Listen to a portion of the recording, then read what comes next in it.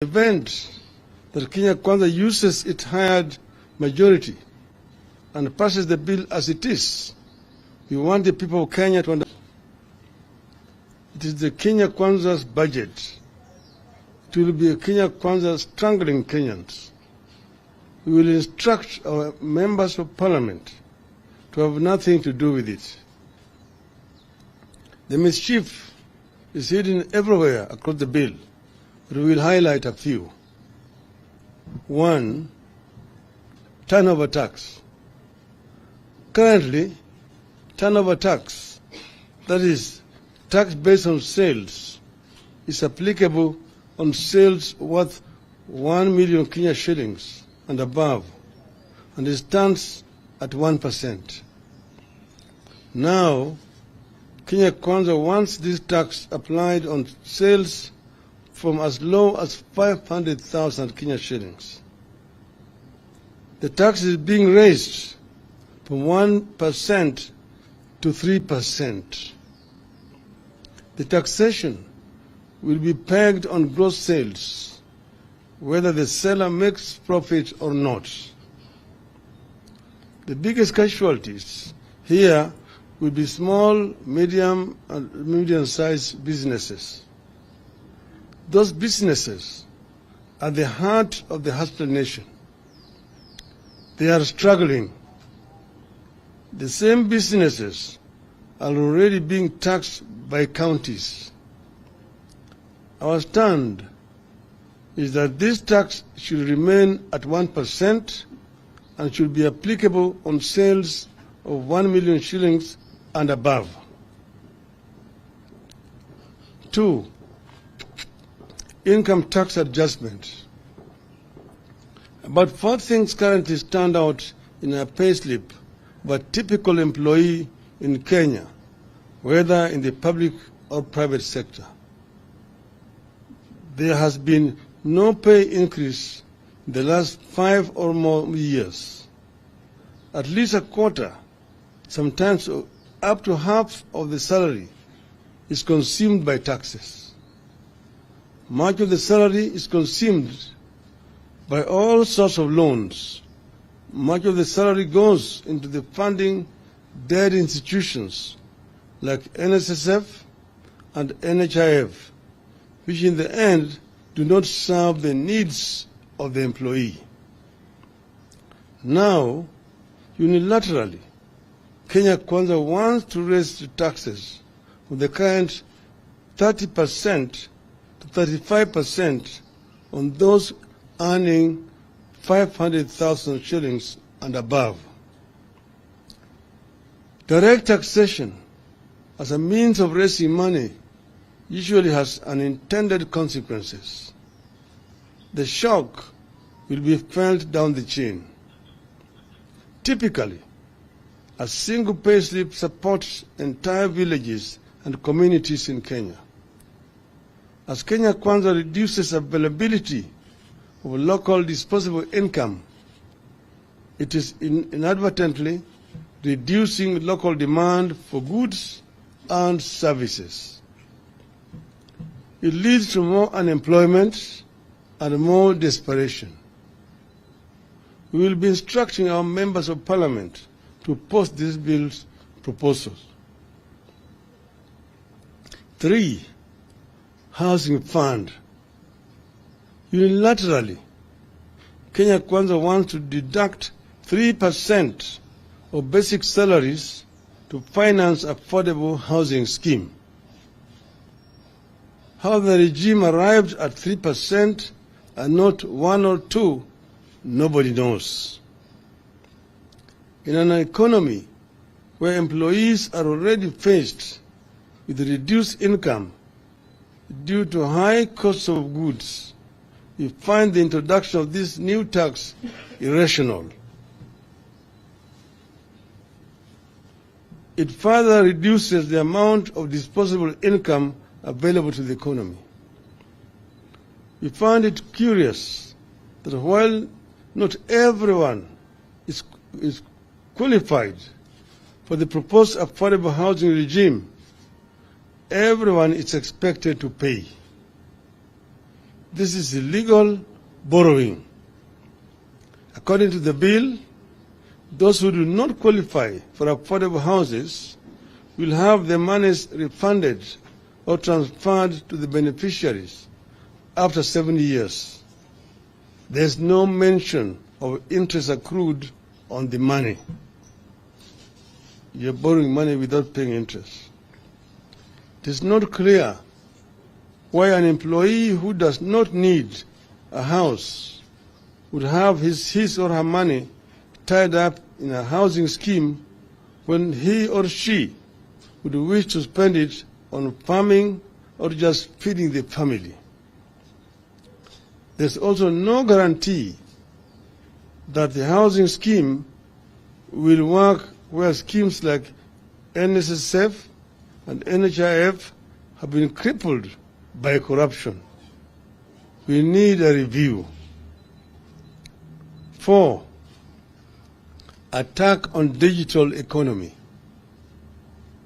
After being attacked through turnover tax, the youth who have tried to find themselves jobs by using their creative talents in the digital space are being targeted through digital content monetization. From paying zero tax currently, a creative youth who creates a digital platform or content will now be required to pay 15% tax. As a country, we will be killing innovation and leaving our youth with too few options, if any. We will not support this proposal. 5, Tax Appeals Tribunal. A proposal is being made that in the event of a business or an individual who has a dispute with the Kenya Revenue Authority over tax owed, that individual or company will be required to deposit 20% of the disputed amount with the KRA before the matter can be heard by the Tax Appeals Tribunal. This is another aspect of illegal borrowing by the regime. It is open to abuse by rogue KRA officers. It will affect cash flow of companies. We oppose it. 6, taxation of reimbursements, that is per diem. Out of the blues, Kenya Kwanza wants to tax money paid to officers on duty at 30%. How then do those officers meet their expenses? Since when did reimbursements get to be treated as income? We find this requirement extremely punitive. We oppose it. We've known that this per diem was being paid by people to be spent to defray expenses wherever they are traveling. And those costs, the cost of living in those countries already been worked out by the government. If you are taxing it, you are therefore subjecting these officers to suffering wherever they travel. 7, taxing trade associations. After taxing traders, Kenya Kwanza want to follow them and tax their associations. Associations whose duty is to fight for the welfare of members will now be deemed to be carrying out business and be taxed on gross receipts, which will be deemed as income. This is a double jeopardy that will affect the welfare of businesses in the country. We oppose it. 8, enhanced VAT payments. Buried in this bill are proposals to remove from zero rating to tax-exempt pharmaceutical products, agricultural pest products, and even fertilizers. Maize flour, cassava flour, and a number of other types of flours are being moved from zero rating. Transportation of sugarcane to factories will now attract VAT. The VAT measures proposed by the bill effectively raise the cost of medicines, healthcare, and food, including that of locally produced sugar. It goes against Kenya Kwanza's often stated pledge to subsidize production. We object. 9. Enhanced excise duty on imported cement. Kenya Kwanza wants to raise duty on imported cement. It will be a signal for local producers to raise their prices. This will impact the local construction industry, which is currently the main driver for job creation in Kenya. 10. Tax on beauty products. Kenya Kwanza wants to treat beauty as a luxury. Beauty products such as wigs, false beards, eyelashes, human hair, artificial nails, among others, will see their taxes rise from shillings 0.6 to shillings 25 per stamp, 2.5 per stamp. This is a 316% hike. Like digital economy, the beauty industry has become a major employer, particularly of our youth and women who have been unable to find work elsewhere. This is a home to hustlers. Now Kenya Kwanza is going after their earnings. We disagree. Ladies and gentlemen, Kenyans cannot be taxed to the bone just because of Kenya Kwanza's internal weaknesses. Rather than increase taxes, the regime must undertake the following. 1.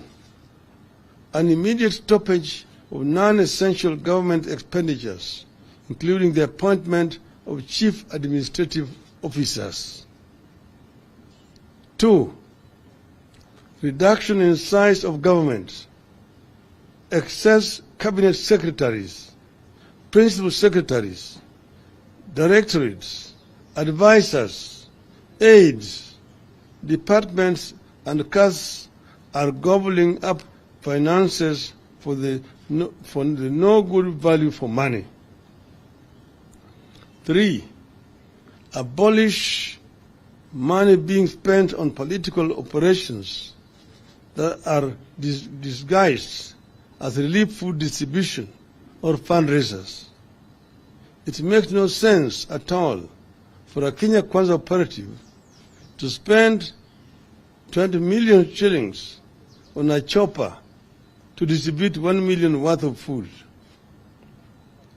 It makes no sense for a principal secretary to spend 10 million shillings on a chopper to deliver 200,000 shillings at a fundraiser. This madness must stop in the interest of austerity. 4. Domestic and international travel, conferences, workshops, and training must be reduced, and they should be held in the offices. Those who are working in Nairobi should hold their meetings in Nairobi, including members of parliament. Parliament has got enough offices, a facility for members, committees to meet. There's no need to transport members of parliament to go and meet in Mombasa. The same thing applies to members of the county assembly. 5. Freeze ministerial out-of-station allowances, ministerial house allowances, and domestic allowances for cabinet and principal secretaries. 6. End corruption and theft of public funds. Kenyans can't and won't tighten their belts any further. They have had enough. Their next available course of action is to force Kenya Kwanza to tighten its belt or force it out. End of the statement. Thank you.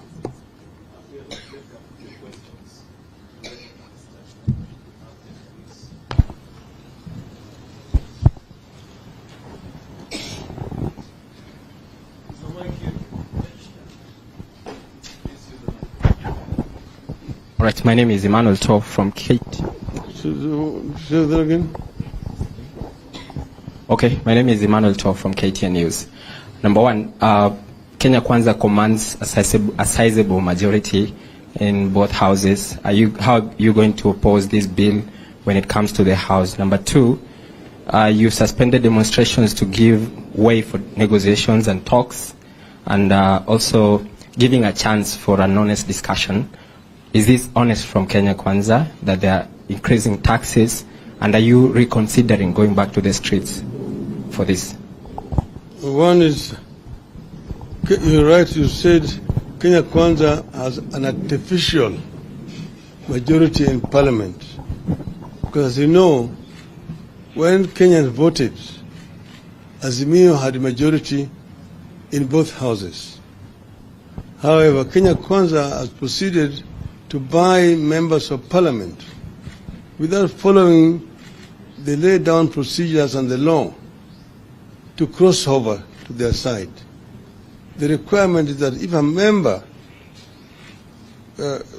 moves from the coalition or political party in which he was elected, that member is required to resign his position in parliament and seek a re-election through a by-election into the new outfit in which he has moved.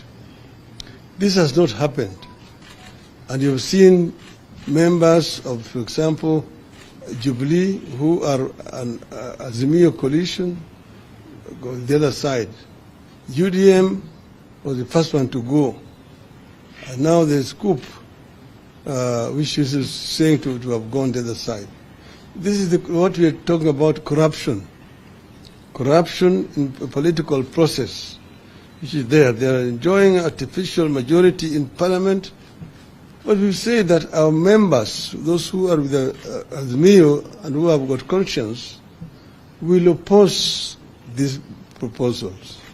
We will oppose the proposals, and we hope that the genuine Kenya Kwanza members, who also have got the interests of ordinary Kenyans at heart, some who still feel about the hustler which they used, will see the fallacy of trying to introduce these measures here, and how these measures are going to hurt ordinary common man, whom they say they are going to assist through a bottom-up approach.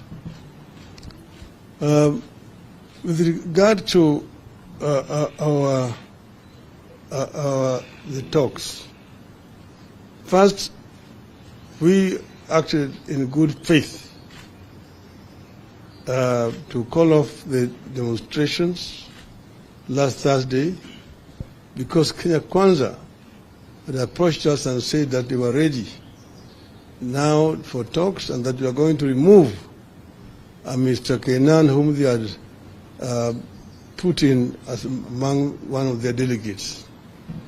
But we knew that the real reason why they were doing it is because they were expecting the visitors were coming into town, and they did not want demonstrations at that time. But we did act in good faith ourselves, because they said they were serious. Now we are seeing signs of reluctance. We're seeing signs of reluctance. Now all members of the other side are not available. They don't have a quorum to begin the discussions and so on. We have given them today and tomorrow. We have said that the talks must start in earnest on Wednesday. And if their delegation is not ready by Wednesday, we will treat that gentleman's agreement as cancelled. And we will then now explore other options available to us as Azimio. Do you have any question? My name is Joel Chacha from K24 TV, and the Kure Kimani-led Finance Committee has now invited the public for public participation and also submission of memorandum. That is the deadline is actually on 20th of May by 5 p.m. Are we likely to see also Azimio maybe submitting a memorandum on the same, and as well urging its supporters to turn out and also participate in this particular process? This press statement is itself already a notice to our members that we as Azimio are opposed to these proposals. And we are therefore urging all our people, members of the public, to participate and express their views, their opposition to these measures. We are waiting because, there's a workers' organization in this country which will be leading in this process. But we see the workers' movement is completely silent. We saw them on Labor Day talking and not even demanding an increase in salaries for the workers. It seems that the workers' movement has gone to bed with this regime. But we just want Kenyan workers to unite. We will continue to defend the rights of Kenyan workers in the absence of an effective trade union movement that represents them. Thank you very much. Shortly, we shall be circulating copies of the statement to you. Thank you for coming.